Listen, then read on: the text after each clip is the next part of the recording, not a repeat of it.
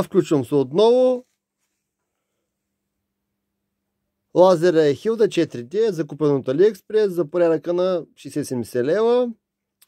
Дистанционно управление. Може да изключваш хоризонтална, вертикална линия. Показва ти с дисплей, с абсолютно всичко. Показва ти колко процента батерия имаш. И какво напрежение поддава, когато го включиш да се зарежда. 5 волта 2,1 ампера или 5 волта 1 ампер. Така. Как можете да го разглобите този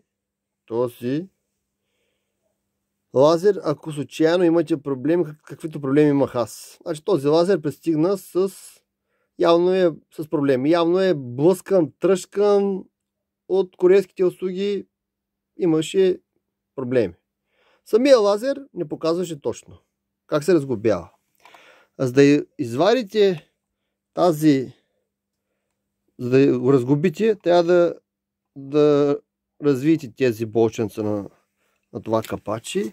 И от тази страна също тези болченца на това капачи. Отгоре трябва също да развиете това капачи и внимателно да извадите двете буксички от платката. Така. След което от долната страна на лазера има други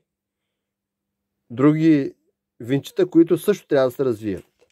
И следствие на което вече може да го извадите. Ето, така, нагоре внимателно и нещата се случват. Вече имате достъп до